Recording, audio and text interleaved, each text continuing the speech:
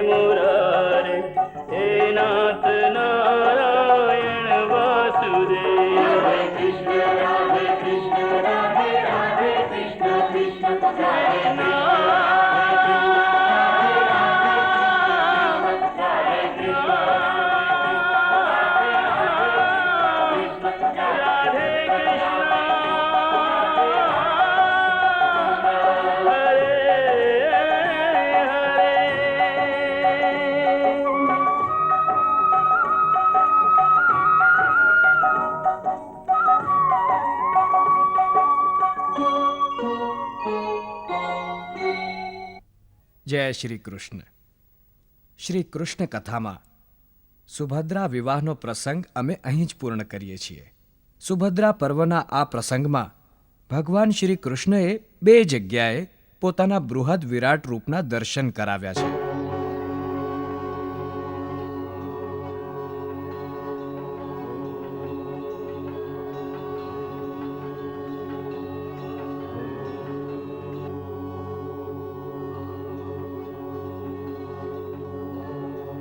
એ વિષયમાં અમારા ઘણા બધા દર્શકો અને મિત્રો તરફથી સેંકડો પત્ર પ્રાપ્ત થયા છે, જેમાં ઢગલાબંધ પ્રશ્નો છે. વાસ્તવમાં સાધારણ ધારણા એવી છે કે શ્રી કૃષ્ણએ અર્જુનને પોતાના વિરાટ રૂપનું દર્શન કેવળ એક જ વાર એ સમયે કરાવ્યું જ્યારે તેઓ અર્જુનને ગીતાનો ઉપદેશ આપતા હતા. પરંતુ વાસ્તવિકતા એ નથી, કેમ કે કેવળ ગીતાના સમયે જ નહીં, પણ શ્રી કૃષ્ણ કથામાં બીજી ઘણી એવી જગ્યા આવી છે જ્યાં શ્રી કૃષ્ણનું પોતાના બૃહદ સ્વરૂપનું પ્રદર્શન કર્યાનું વર્ણન આવે છે, જેમ કે શિશુપાલના વધને સમયે એમણે કર્યું.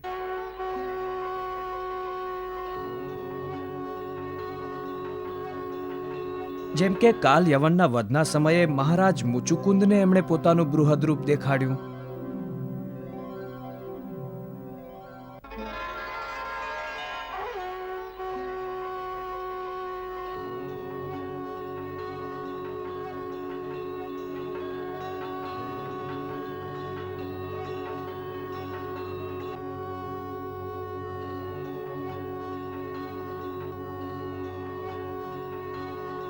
જેમ કે મહાભારત યુદ્ધની પહેલા એકવાર જ્યારે શ્રી કૃષ્ણ શાંતિદૂત બનીને કૌરવ સભામાં ગયા, ત્યારે દુર્યોધન ત્યાં જ એમને પકડીને મારવા માંગતો હતો. ત્યારે તરત જ એમણે કૌરવોની ભરી સભામાં પોતાના બૃહદ રૂપનું એવું પ્રદર્શન કર્યું જેને જોઈને દુર્યોધન આદિ ભયભીત થઈને ભાગી ગયા. એક વધુ વાતનું આશ્વાસન પણ અમે અમારા મિત્રોને આપવા માગીએ છીએ કે આવી કોઈ પણ મહત્વપૂર્ણ ઘટનાઓ અમે ત્યારે જ બતાવીએ છીએ જ્યારે અમારી પાસે એની સાબિતી હોય. તો એ ઘટનાની સાબિતી અમને 2 ગ્રંથોમાં મળી છે, શ્રીમદ ભાગવત મહાપુરાણ અને હરિવંશ પુરાણ. ભાગવતના દશમ સ્કંદના 99મા અધ્યાયના શ્લોક ક્રમાંક 60 સુધી બ્રાહ્મણોના મૃત બાળકોને પાછા લાવવાની કથા વિસ્તારથી લખી છે. એ જ અધ્યાયના શ્લોક ક્રમાંક 98માં લખ્યું છે કે ત્યાં જઈને શ્રી કૃષ્ણએ પોતાના જ અનંત સ્વરૂપ ભગવાનને સ્વયં જ પ્રણામ કર્યા. પ્રણામ પ્રભુ. કહો વાસુદેવ કૃષ્ણ, કેમ આવવું પડ્યું? એ જ પ્રકારે હરિવંશ પુરાણના વિષ્ણુ પર્વના 113મા અધ્યાયના 23મા શ્લોકમાં એ પ્રસંગ લખ્યો છે, જ્યાં અંધારી ગુફામાં ફસાઈ ગયેલા શ્રી કૃષ્ણએ સુદર્શનને રસ્તો દેખાડવા કહ્યું. જાઓ સુદર્શન, તમારા જ્યોતિર્મય તેજથી આ ઘનઘોર અંધકારને ભેદીને અમારો માર્ગ પ્રકાશિત કરો.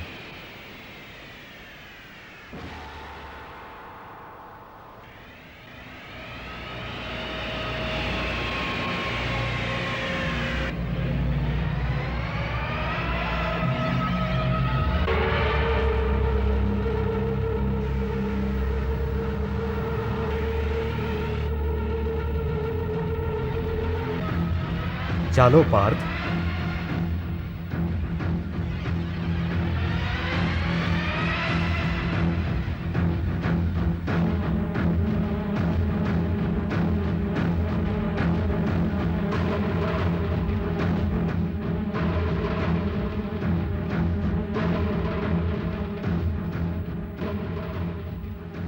એકસો 14મા અધ્યાયમાં આ વાતનું પણ વર્ણન છે કે અર્જુને ફરીથી શ્રી કૃષ્ણને એમનું દિવ્ય રૂપ દેખાડવાની યાચના કરી અને ભગવાને એને સ્વીકાર કરી બીજી વાર એને પોતાના પરમ રૂપનું દર્શન કરાવ્યું.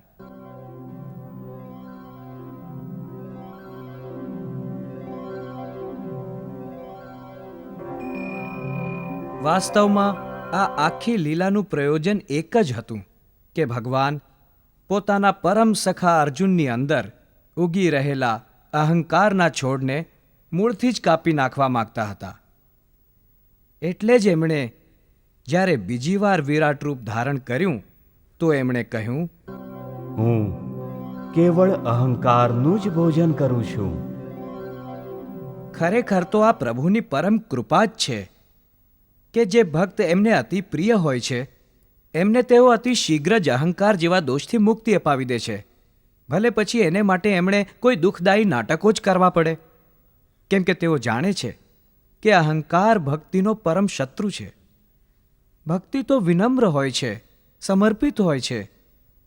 મૂળતઃ પ્રભુની સામે એ પોતાને કેવળ એક ભિખારી જ સમજે છે, જેને કેવળ પોતાના પ્રભુની શક્તિ પર જ ભરોસો છે. પરંતુ જો ક્યારેક એને પોતાની ભક્તિનું અથવા શક્તિનું જરાક પણ અભિમાન થઈ જાય તો એ જ સમયે તે અહંકારના સામ્રાજ્યમાં પોતાનું પ્રથમ ડગલું મૂકી દે છે, અને એ જ સમયે એને ત્યાંથી પાછું ન ખેંચી લેવાય તો માયા એની પર ત્રાટકે છે ને એને પોતાની જાળમાં અંદર ખેંચી લઈ જાય છે, જ્યાં એ લોભ, મોહ અને કામના મોહક પતંગિયાઓની પાછળ ભાગવાનું શરૂ કરી દે છે. એટલે જ પ્રભુને એને બચાવવાની બહુ જ ઉતાવળ હોય છે. વાસ્તવમાં અહંકાર જ મનુષ્યનો સૌથી મોટો શત્રુ છે. કામ, ક્રોધ, લોભ, મોહ આવા વિકારો પર કાબૂ પામવો સહેલો તો નથી, પરંતુ અસંભવ પણ નથી.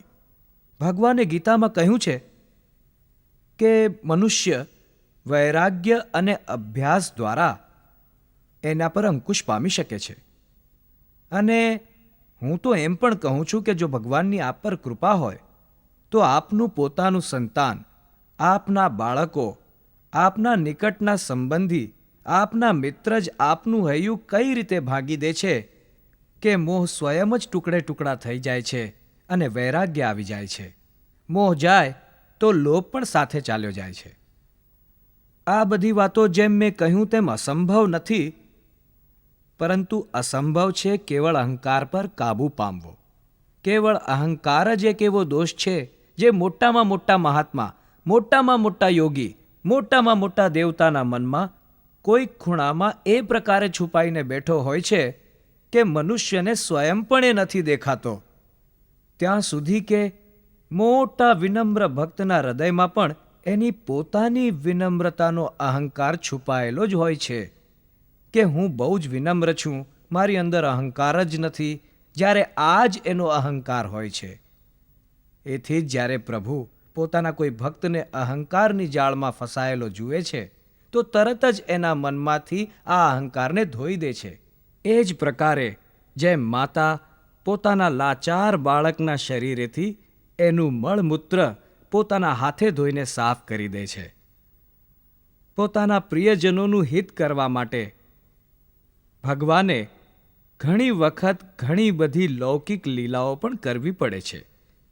વિશેષતઃ પોતાના ભક્તોને અહંકારથી મુક્તિ અપાવવા માટે. પછી અહંકારના વશમાં ભલે એમનો સખા અર્જુન હોય અને ભલે એમની પત્ની સત્યભામા હોય, એમણે સર્વદા કુશળતાપૂર્વક પોતાના ભક્તોના અહંકારનો નાશ કર્યો છે. ભગવાન શ્રી કૃષ્ણની 3 પ્રમુખ પટરાણીઓ હતી: રૂકમિણી, જામવંતી અને સત્યભામા. સત્યભામાનો સ્વભાવ જરા અહંકારી અને ઈર્ષાળુ હતો. એ પોતાના રૂપ, ધન અને વૈભવના ઘમંડમાં બીજી રાણીઓને નીચી દ્રષ્ટિથી જોતી હતી. બેન સત્યભામા, તારા રૂપની ચર્ચા તો મધુસૂદન સદૈવ કરતા રહે છે. હા જામવંતી, સાચું જ કહી રહી છે તું. સત્યભામા તો યદુકુળની સર્વાંગ સુંદરી છે. મધુસૂદન કેમ ન એના રૂપની પ્રશંસા કરે? હા રૂકમણી બહેન, મધુસૂદન તો એની પ્રશંસા કરતા થાકતા જ નથી. જ્યારે પણ મને એકાંતમાં મળે છે, એમના હોઠ પર સત્યભામાનું જ નામ હોય છે.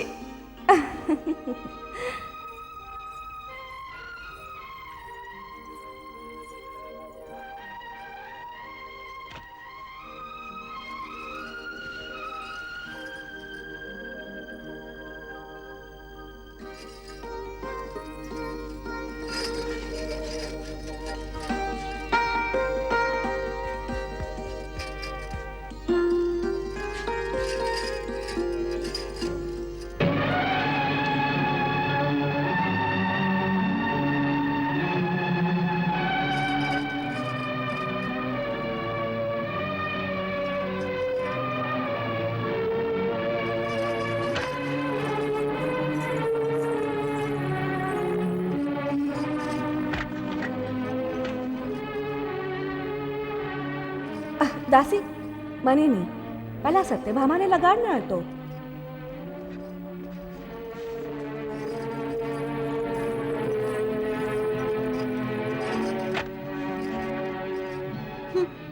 મારે નથી લગાડવો આવતો.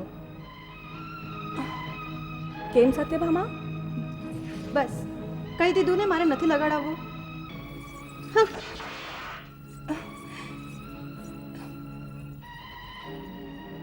બેન સત્યભામાને આ શું થઈ ગયું?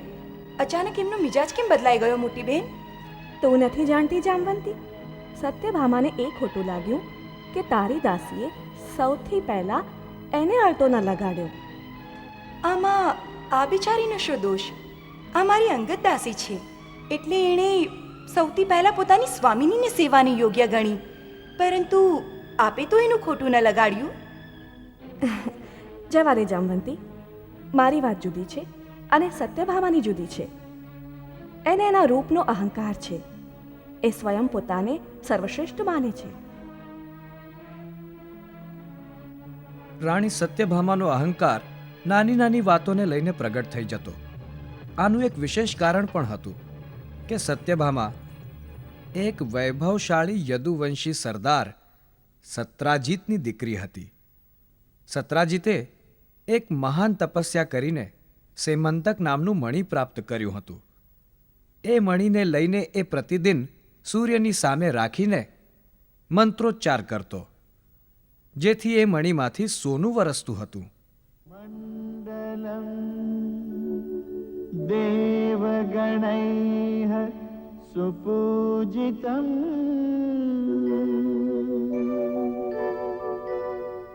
विप्रैः स्तुतं भावन मुक्तिकोविदम्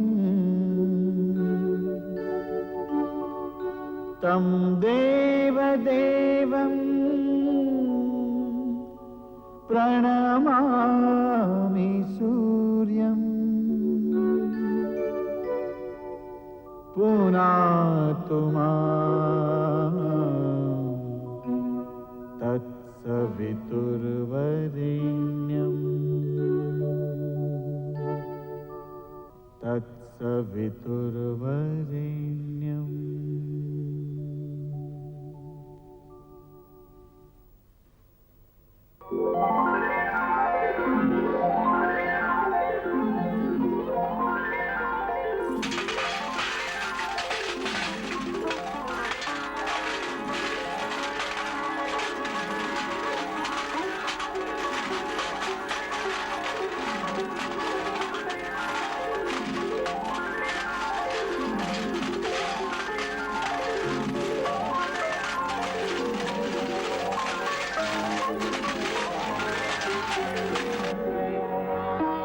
કહેવાય છે કે એ મણીથી પ્રતિદિન 20 મણ સોનું પ્રાપ્ત થતું હતું અને સત્રાજીત આટલું ધન અને વૈભવ પ્રાપ્ત કરીને એનો ખુલ્લે આમ ભોગ ભોગવતો હતો.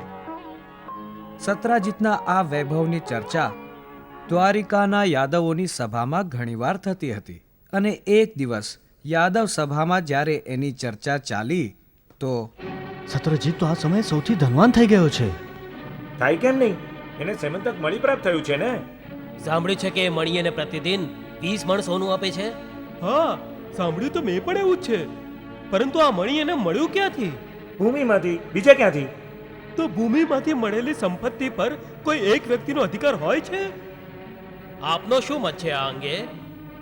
મારા મતે તો આ વાત યોગ્ય નથી લાગતી. એક માણસ જ એ મણીના વૈભવનો ભોગ કરે એટલે સત્રજીતે એ મણી રાજકોષમાં આપી દેવો જોઈએ. રાજકોષમાં કેમ આપી દેવો જોઈએ? એ મણી તો સત્રજીતને એની પોતાની ભૂમિમાંથી મળ્યો છે. એના પર એનો પૂર્ણ અધિકાર છે. આપનું શું કહેવું છે અક્રૂરજી? કેવળ એટલું જ કે દ્વારિકા રાજ્યના સ્વામી દ્વારકાધીશ છે. એમણે જ આ રાજ્યનું નિર્માણ કર્યું છે અને તેઓ જ અહીંના જળ, સ્થળ અને આકાશના સ્વામી છે. એટલે ભૂમિની નીચેની સંપદા પણ એમના જ અધિકાર ક્ષેત્રની વાત છે. સાત્યકીનું પણ એ જ કહેવું છે. પરંતુ પ્રજા ભૂમિથી જે અન્ન પ્રાપ્ત કરે છે એના પર પ્રજાનો જ અધિકાર હોય છે. એને રાજકોષમાં કેમ નથી જમા કરાવાતું? પ્રજાનું પાલન અને રાજ્યની સુરક્ષા એક રાજાનું પરમ કર્તવ્ય હોય છે. એથી જ તો પ્રજા જે અન્ન ઉત્પન્ન કરે છે એનો અમુક અંશ જ રાજકોષમાં કરના રૂપે જમા કરાવાય છે. અન્ન પ્રજાના શ્રમની ઉત્પત્તિ છે, પરંતુ ભૂગર્ભથી જે સંપત્તિ પ્રાપ્ત થાય છે એ શ્રમની ઉત્પત્તિ નથી.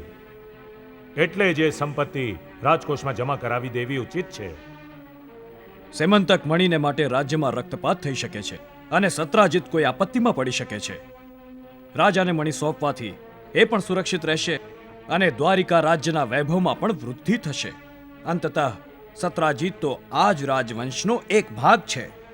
પરંતુ આ વાત સત્રજીતને સમજાવશે કોણ? મને કંઈ જ સમજાવવાની આવશ્યકતા નથી. હું બધું જ સમજુ છું. આ સેમંતક મણી માત્ર મારી સંપત્તિ છે, મારી. સત્રજીત અને પ્રસેનજીત બંને ભાઈઓ કાયર નથી કે પોતાની સંપત્તિની રક્ષા ન કરી શકે.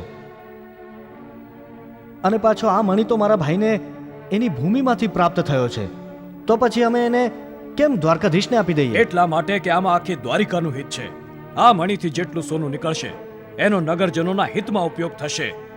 આમાં આખા સંસારમાં દ્વારિકા રાજ્યની પ્રતિષ્ઠા વધશે, ઘટશે નહીં. સત્રાજીત, તમારા સ્વામિત્વ મણી હોવાથી કેવળ તમારી જ પ્રતિષ્ઠા વધે છે, દ્વારિકા રાજ્યની નહીં. આપ ગમે તે કરો અક્રૂરજી, હું આપ સર્વની ચાલને સારી રીતે જાણું છું. મારા ભાઈને ફસાવી ફોસલાવીને કોઈને કોઈ રીતે દ્વારકાધીશ આ મણીને ઝૂંટવી લેવા માંગે છે અને એણે જ પોતાના દૂત બનાવીને આપ લોકોને અહીં મોકલ્યા છે. જાઓ એમને કહી દો કે સેમંતક મણી પ્રાપ્ત કરવાના સપનાને ભૂલી જાય.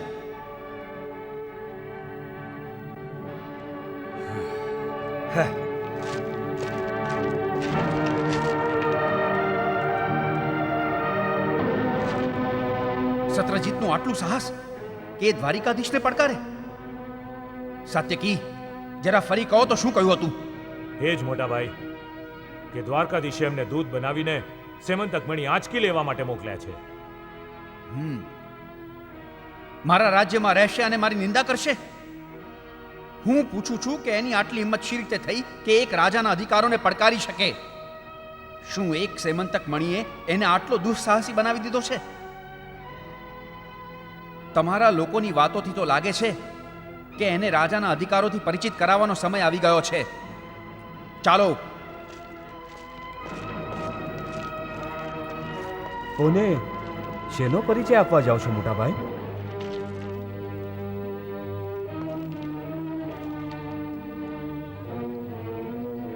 કઈ નહીં કનૈયા, સત્રજીતને બહુ જ અહંકાર આવી ગયો છે. એને રાજાના અધિકાર સમજાવવા જઈ રહ્યો છું હું.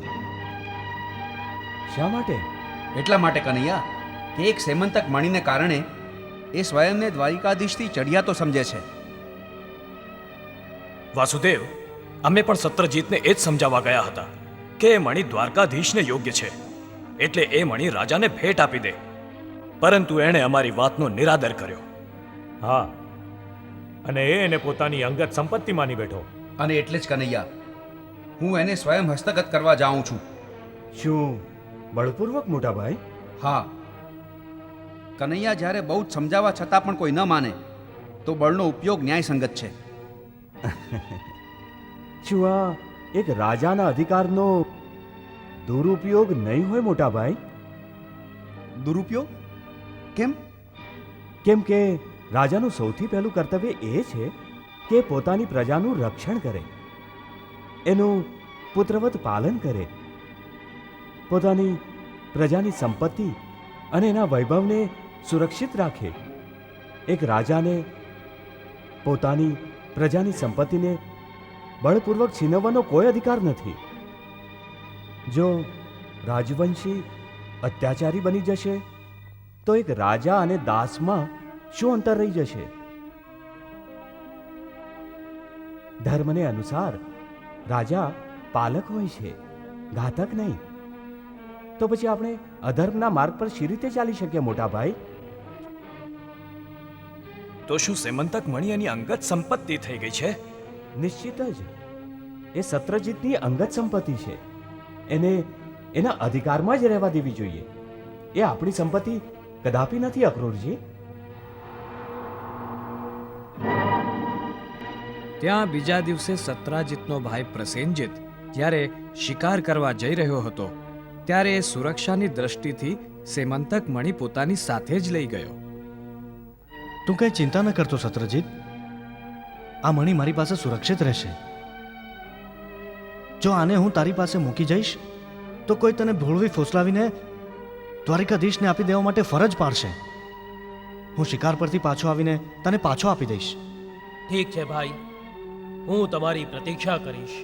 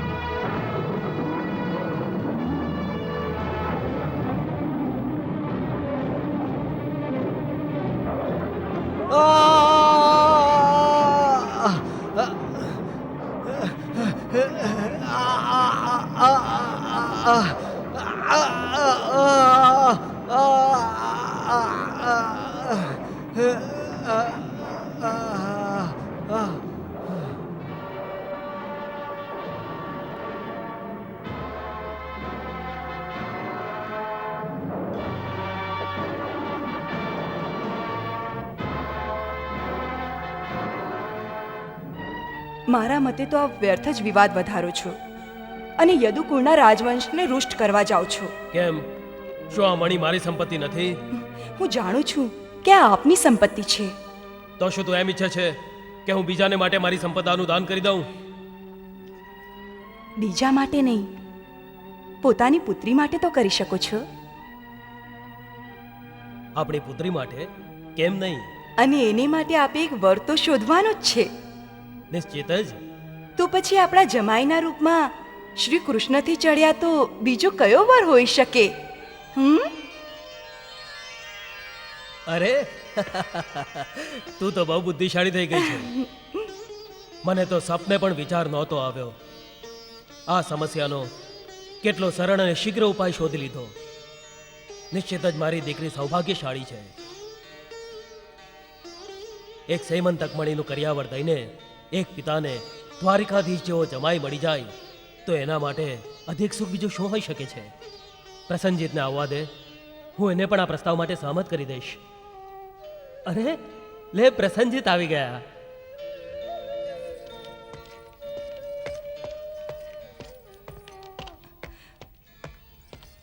અરે, પ્રસેનજીત ક્યાં છે? પ્રસેનજીત, પ્રસેનજીત, પ્રસેનજીત. શું થયું સત્રજીત? પ્રસેનજીત આખેટ કરવા ગયો હતો, પરંતુ આ અશ્વ એકલો દ્વાર પર આવ્યો છે. મને તો ભય લાગી રહ્યો છે. ક્યાંક કોઈ દુર્ઘટના તો નથી થઈને? સેમંતક મણી પણ એની પાસે જ હતો. શું? તો ચાલો આપણે બધા એને શોધવા જઈએ. ચાલો ચાલો ચાલો.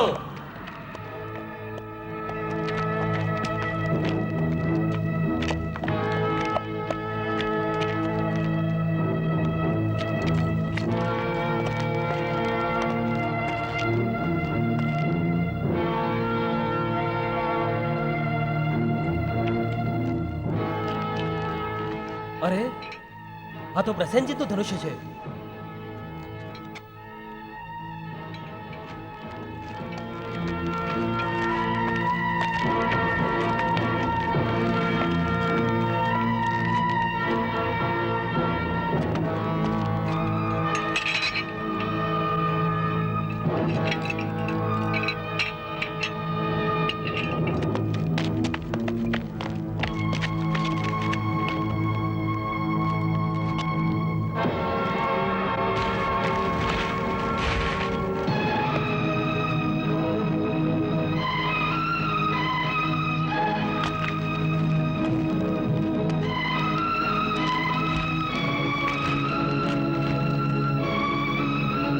ફાટેલા કપડા, લોહીના ધાબા, આ તો પ્રસેનજીતનું પહેરણ છે.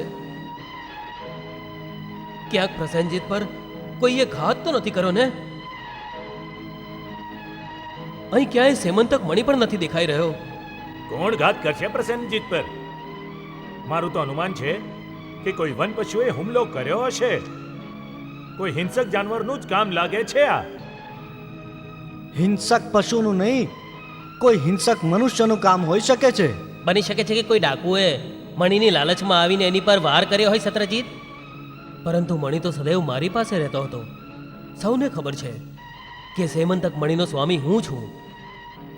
આ ડાકુઓને શી રીતે જાણ થઈ કે આજે મણી પ્રસેનજીત પાસે છે? પરંતુ કાલે તો મણી એની પાસે હતો. હા, એણે એ મણી આગ્રહપૂર્વક મારી પાસે માંગ્યો હતો આખેટ પર જતા પહેલા. તો પછી એમ પણ બની શકે છે કે કોઈ માણસ નગરથી એની પાછળ પાછળ આવ્યો હોય અને મોકો મળતા જ વાર કરી દીધો હોય. તો શું આ કોઈ ષડયંત્ર છે?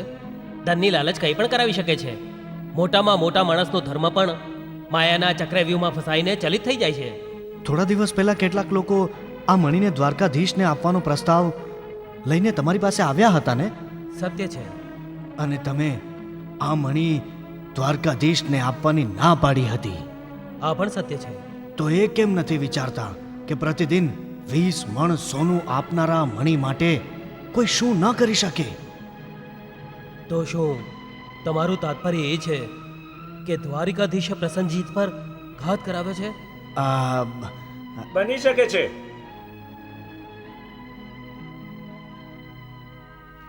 જો આ સત્ય છે તો શ્રી કૃષ્ણ અયોગ્ય નથી કર્યું. એક મણી માટે મારા ભાઈના પ્રાણ લઈ લીધા? અરે અહીં તો મેં સંકલ્પ કર્યો હતો કે મારી પુત્રી સત્યભામાની સાથે સાથે આ સેમંતક મણી પણ દ્વારિકાધીશને સોંપી દઈશ. હું એમને મારા જમાઈ બનાવવા માંગતો હતો. હું એમના ચરણ પૂજવા માંગતો હતો. દ્વારિકાધીશ, તમે બહુ શીઘ્રતા કરી દીધી, બહુ જ શીઘ્રતા કરી દીધી. હાય મારો ભાઈ પ્રસેન, મારો ભાઈ પ્રસેન. આ સત્રજીતે જે આરોપ દ્વારિકાધીશ પર મૂક્યો છે એ સત્ય હોઈ શકે? હા, હોઈ પણ શકે છે. મારા વિચારે દ્વારિકાધીશ આવું કાર્ય કદી ન કરી શકે. કેમ? આખરે મણી પ્રતિદિન 20 મણ સોનું આપે છે. જો દ્વારિકાધીશે પ્રસેનજીતનો વધ કરાવી દીધો તો પછી ધર્મ અને અધર્મનો પ્રશ્ન જ ક્યાં રહ્યો? અરે બેન, આ ધનની લાલચ કંઈ પણ કરાવી શકે છે. અરે રાજા પણ ષડયંત્રકારી બની ગયો તો આપણે ન્યાયની માંગણી કોના દ્વાર પર જઈને કરીશું બહેનો? અરે એ મણી તો દ્વારકાધીશ પાસે પહોંચી ગયું, એમાં કોઈ શંકા નથી. અરે આ મણીને પ્રાપ્ત કરવા માટે જ તો સાત્યકી અને અક્રૂર સત્રજીતના ઘરે ગયા હતા. અને તમે લોકોએ પ્રજાની આવી વાતો ચૂપચાપ સાંભળી લીધી. હા, શું પ્રજાને આ વાતનો અધિકાર છે કે દ્વારિકાધીશ પર સેમંતક મણીની ચોરીનો આરોપ મૂકી શકે? બોલો સાત્યકી, તમે જવાબ દો મને. પરંતુ સાંભળ્યા સિવાય બીજો વિકલ્પ શું હતો મોટા ભાઈ?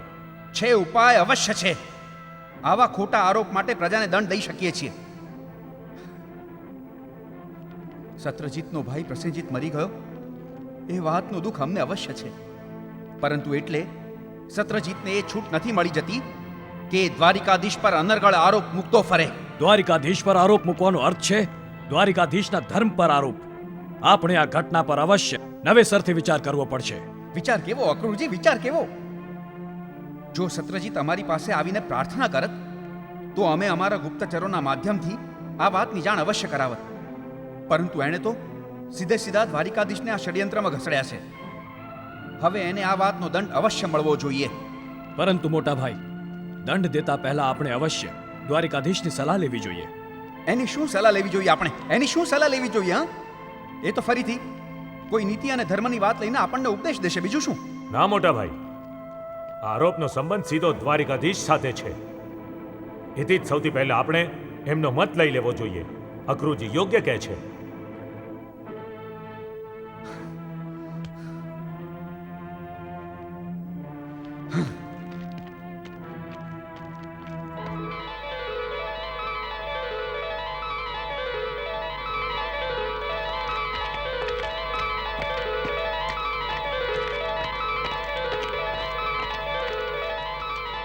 લો આ જુઓ.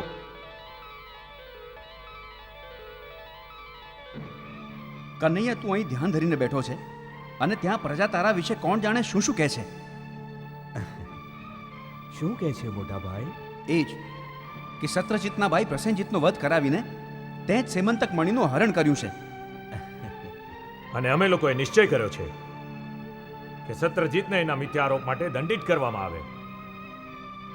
આવા લોકોને દ્વારિકામાં રહેવાનો કોઈ અધિકાર નથી જે દ્વારિકાધીશ સામે આંગળી ચીંધતા હોય. સાત્યકી, આવી પરિસ્થિતિમાં શું સત્રજીતને દંડ દેવો ઉચિત છે? દંડ તો એને દેવાય જે અપરાધી હોય.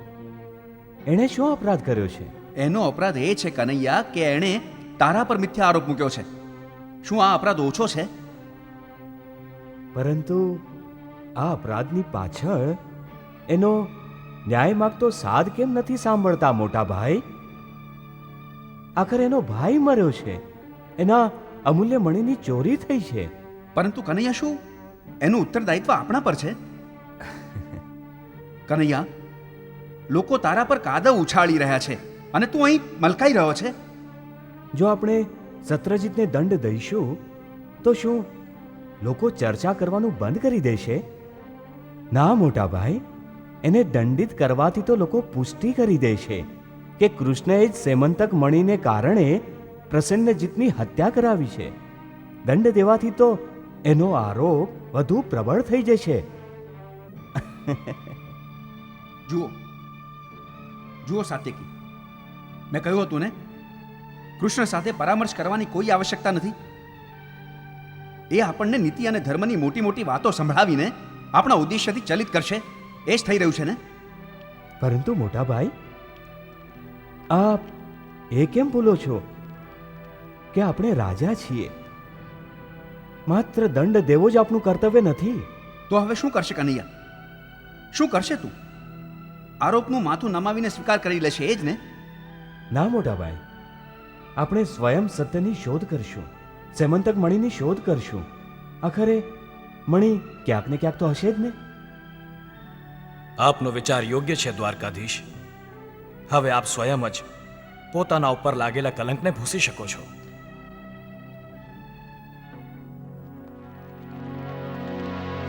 પ્રણામ. અહીં જ પ્રસન્નજીતનું ધનુષ મળ્યું હતું. અને અહીં એનું ભાથું મળ્યું હતું. અને ત્યાં એમની પાઘડી પડી હતી.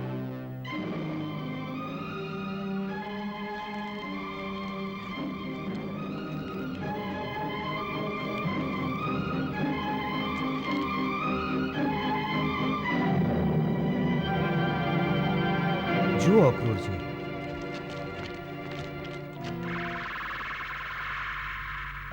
સિંહના પંજાના નિશાન.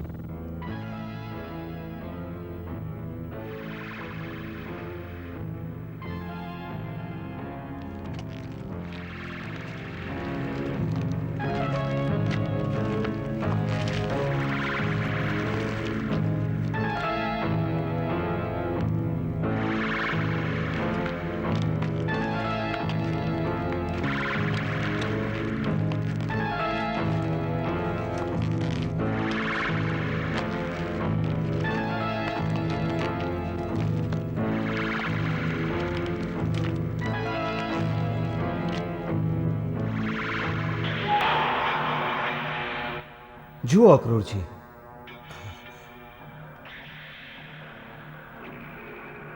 નિશ્ચિત જ પ્રસન્નજીતને કોઈ સિંહ ખાઈ ગયો હશે. સેમંતક મણી પણ આ ગુફામાં જ હશે, કેમ કે સિંહના નિશાન પણ તો આપણને આ ગુફા સુધી જ મળ્યા છે.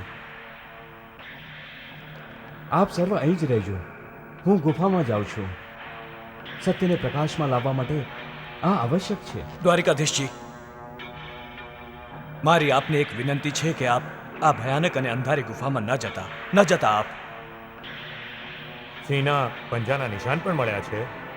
હા, મને ભય લાગે છે. આપણે બને એટલું જલ્દી કોઈ સુરક્ષિત જગ્યા પર ચાલ્યા જવું જોઈએ. હા, આપ સુરક્ષાની ચિંતા ન કરો, ભયને મનમાંથી કાઢી નાખો. હું ગુફામાં જાઉં છું.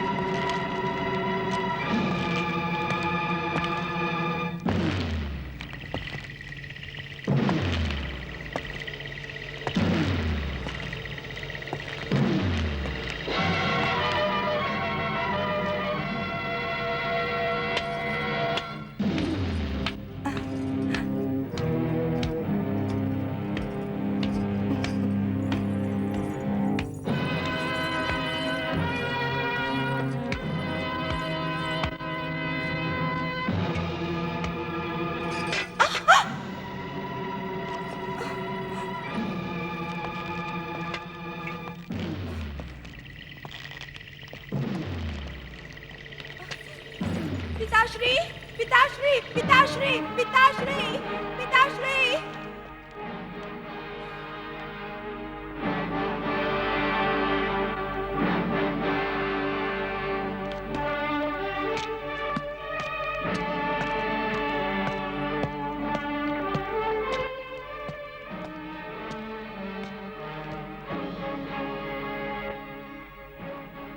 કોણ છે તું? અહીં શા માટે આવ્યો છે? હું છું દેવકી પુત્ર કૃષ્ણ, અને હું આ મણીની શોધમાં આવ્યો છું. કોણ કૃષ્ણ? તારું હિત એમાં જ છે કે તું હમણાં જ અને આ જ ક્ષણે અહીંથી પાછો ફરી જા. પાછો જ અહીંથી. આ મણી તારો નથી. પરંતુ આ જેનું છે એને સોંપવું છે, એટલે જ તો આવ્યો છું. પરંતુ આ તો મેં સિંહને મારીને પ્રાપ્ત કર્યો છે. તારો એના પર શું અધિકાર? હવે આ મારી પુત્રીનું આભૂષણ છે, હું એ નહીં આપી શકું. મણી તો દેવું પડશે, ભલે સહમતિથી કે અસહમતિથી. તો શું તું જામવંતને યુદ્ધનું આમંત્રણ આપે છે? એ પણ જામવંતને? આપ જે સમજો તે. મારે તો આ મણી પ્રાપ્ત કરવું છે. આ મારો ઉદ્દેશ્ય છે, અને હું મારા લક્ષ્યથી કદી વિચલિત નથી થયો, કદી નહીં. અચ્છા, તો તું મણીની લાલચમાં પોતાના પ્રાણ પણ જોખમમાં મૂકે છે. શું નામ કહ્યું તે તારું? કૃષ્ણ? હા, કૃષ્ણ. દેવકી પુત્ર કૃષ્ણ. તો પછી તું તારા માતા પિતાનું સ્મરણ પણ કરી લે. બની શકે છે ફરીવાર તને આ અવસર ન મળે. તો બોલ, મલ્લયુદ્ધ માટે તૈયાર છે? તૈયારી તો એણે કરવાની હોય જે સચેત ન હોય. તમે વાર કરો જામવંત. પહેલો વાર કરવાનો અધિકાર તારો છે, કેમ કે તું સ્વયં ચાલીને મારા પ્રસાદમાં આવ્યો છે. ના જામવંત, ના. પહેલો વાર કરવાનો અધિકાર તમારો છે, કેમ કે તમે જ પહેલા મને યુદ્ધ કરવાનું આમંત્રણ દીધું છે. અચ્છા, તો નીતિ કુશળ પણ છે તું. મારી પુત્રી જ આપણા જય અને પરાજયની નિર્ણાયક હશે, સમજ્યો? મને ભગવાન રામ અને લક્ષ્મણ સિવાય કોઈ બીજું યુદ્ધમાં નથી હરાવી શક્યું. પહેલા એક વાર વિચાર કરી લે. હું તને એક અવસર હજી આપું છું. સર્વ વિચારી લીધું છે જામવંત. તો પછી ઠીક છે.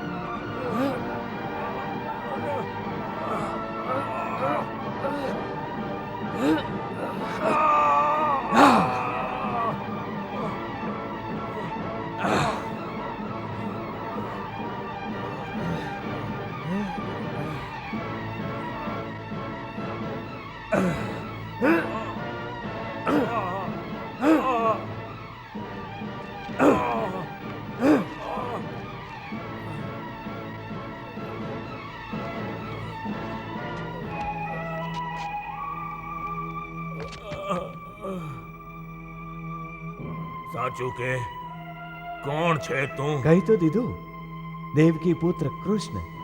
પરંતુ મને તો કંઈ બીજું જ કહ્યું હતું. કોણે શું કહ્યું તું? દાશરથી ભગવાન રામે મને ત્રેતા યુગમાં કહ્યું હતું કે મારી પ્રતીક્ષા કરજે. કૃષ્ણ